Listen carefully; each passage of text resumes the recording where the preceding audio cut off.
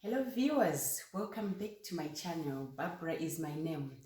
Tiri kukontinya kutaura nyaya dzekuroorana asi ndakudaira kuti tapinda mune chimwe chikamu takanga taura nyaya zveroora zvese zvinoitwa kana murume achiroora mudzimai wake. Saka zvinezvi takutarisa mukadzi nemurume uyu vari mumba mavo vakuchitanga kuvaka imba yavo. Is there any guarantee of a happy marriage?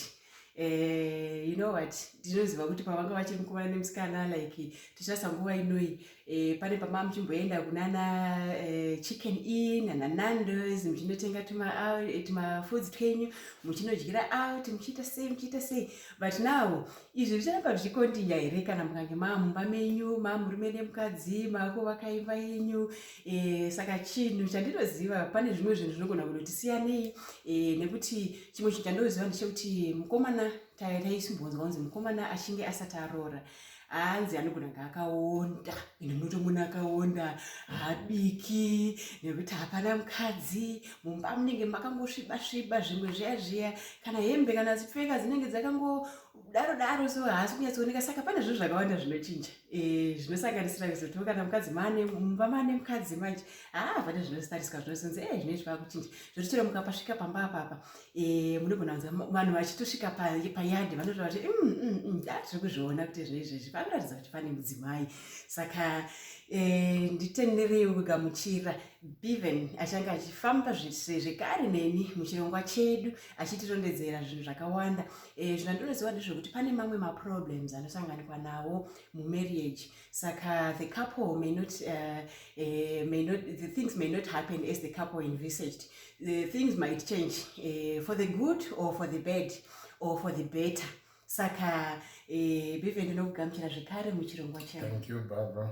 Is there any guarantee of a happy marriage, Bevan? As you said, most couples envisage a happy marriage. But unfortunately, tinozoona kuti vamwe vanhu hazvizofambise kufunga kwavanga vachiita paurongwa hwavakanga vainahwo vachitanga kudanana nekuzoroorana. Saka munhu wese achinobvisa mari kwatezvara uye musikana achiroorwa anenge achitarisirawo kuti achagara nemurume wake vachifara. But sezvamunoziva pane matambudziko akati kuti anosanganidzana nawo nevanhu mukuwanana umu. Saka mamwe matambudziko acho ndo tinoda kuti titarise tione kuti tingabatsirane sei pakuti kuriko kuti munhu asangana nerimwe dambudziko ratinofunga kuti tinogona kupawo kasolution. Dzimwe nguva zvatinenge tataura panapa zvisiri zvinobva zvangogadzirisa matambudziko emunhu wese, asi dzimwe nguva ukateedzerawo izvozvo zvinogona kubatsira.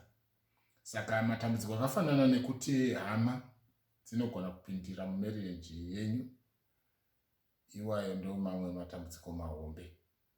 Uye vamwe vanogona kushayawo mwana kana kuti panogona kushayikwa mari mumarriage. Ndo mamwe matambudziko anofunga kuti okay, wamenshona chinhu chekuti wewe hama dzinogona kukanganisa marriage yevaviri ava. Tichitarisa kare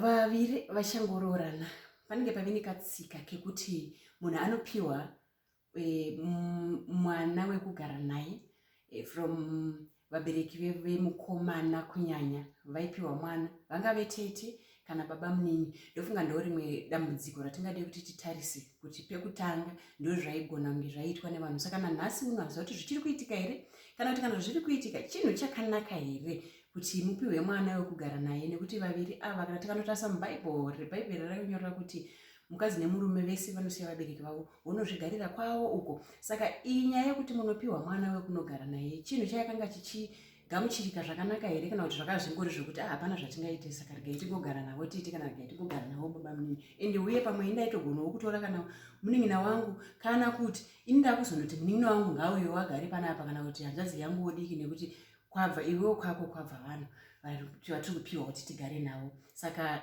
chimboti tsananguriro ipapo kuti panofamba sei? Yes, zvinoitika ndezvekuti zvekupiwa mwana zvauri kubvunza zvinoitirwa mareasons akasiyana-siyana. Vamwe vanoziva kuti muroora akauya uyu akaita nzenza anotoda munhu anoda kuti apote achiwacha kuti ari kuitei. And panounzwa munhu atibvei zera saana tete kana vana baba munhu anenge achiona kuti zviri kufamba sei. Let's say maiguru haaende kubasa, baba munini vanenge vachitarisawo mamovements amaiguru. imwe reason inogona kunge isiri justifiable, but imwe yemareasons. Kana kungofunga kuti alright, imimi zvamabva kuroorana hamuna mumwe munhu anokuvaraidza, vamwe vanongobhilivha kuti pamba panodiwawo kamwana kanenge karipo, saka vanogona kukupaiwo kamwana kechidiki kanenge kachizonzi kagare nemi muchikachengeta. Ende zvinenge zvizotariswa kuti muroora ari kugona here kuchengeta mwana, kuitira kuti vanhu vazive kuti even akazoita vake anozogona here kuti achengete mwana. Saka ndo imwe reason yaiitirwa kuti vanhu vapiwe mwana wekugara naye, kuti utange role yekuve mai pamba. Asi dzimwe nguva sezvandataura, zvimwe zvacho zvaiitwa nema-ulterior motives, ekuda kuona kuti iwewe unogona here kuchengeta mwana, kana kuti pamwe uda kutonzi upiwe munhu anenge ari sort of a private security guard, anenge achiona mamovements ako iwewe kuti uri kuita sei.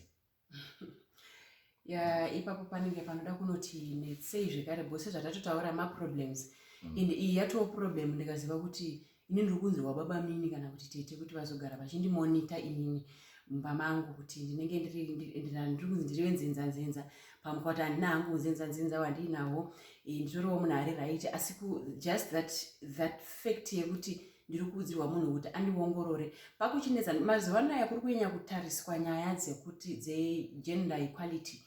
Kana ini ndiri kungotariswa kuti ndini ndinobuda here, nekuti koiye murume uyu haabudi here.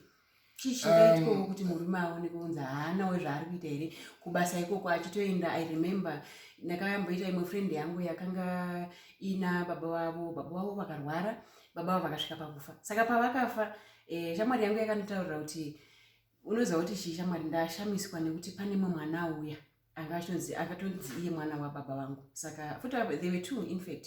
Saka ava vana vazoitirwa kupi? Inini ndiri kupiwa vanhu vari kunzi voma-security anonditarisa. Murume wangu anoenda kubasa achidzoka pamba, but now here comes this result.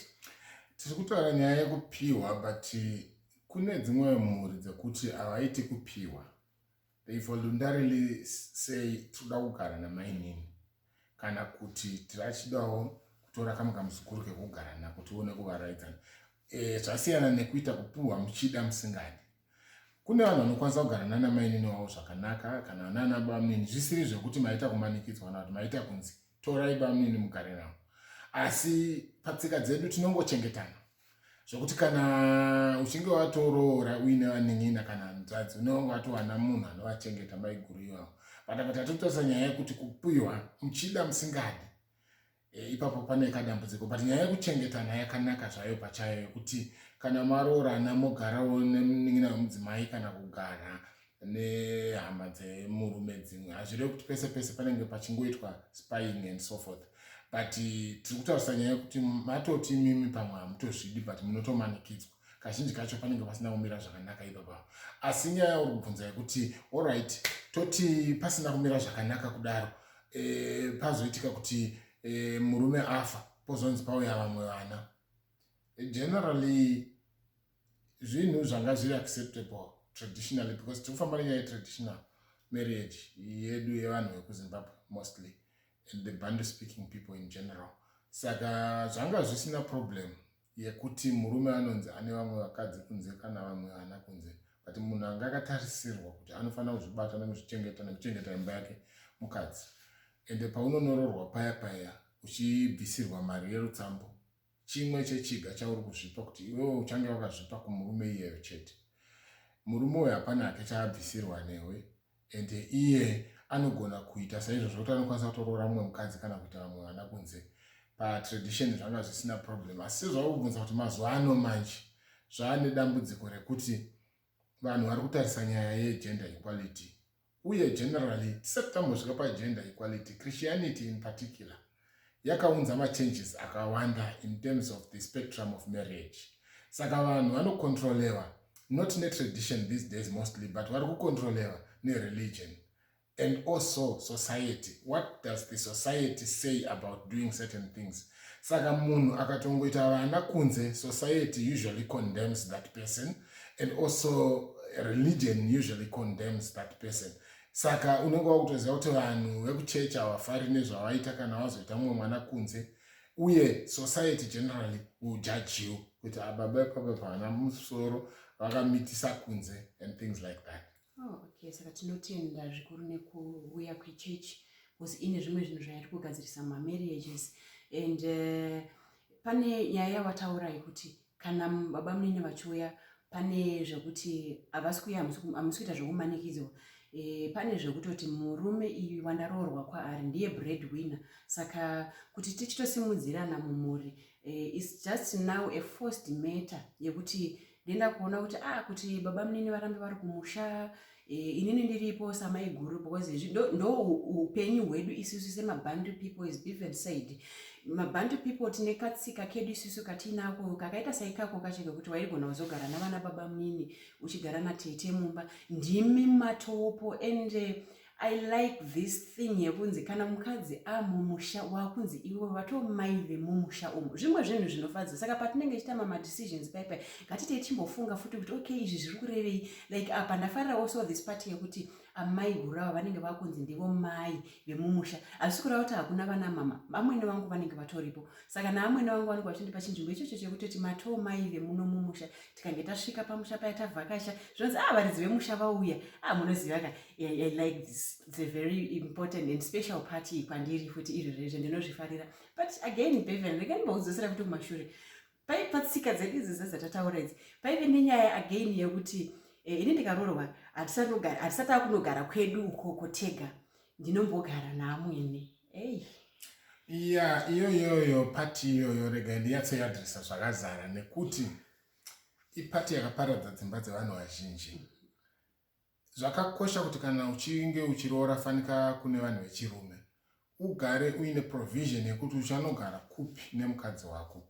Kana kuri kusetting yekumamisha zvinotinetsei, nekuti unofanira kutombonogara pamba pevabereki vako iwe mukomana, mudzimai wako achigara namai vako kana nababa wako. Saka anozobikiswa, vamwe vanokasika vanogona kuti in 3 months anenge akubikiswa, anopohwa kamba kake kuti achibika make ega. Saka inini ndinofunga kuti the best advice I would give to people is zviri nani kuavoida zvimwe zvinhu, because zvimwe zvacho ukazvisiya pakatanga pakanganisika hauzokwanisi kuzozvigadzirisa.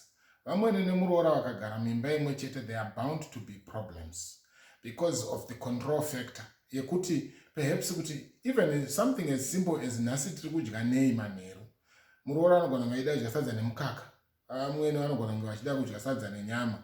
Saka ipapo panenge patone controversy kudhara kuti ndiani anodecide kuti tinodya nei, uye mabasa epamba ndiani anadistributa kuti nhasi tiri kuita zvakati, nhasi tiri kuita zvakati. Muroora anenge achifila kuti ini handisi kupuwa roho yekuti ndiitewo madecisions panapa.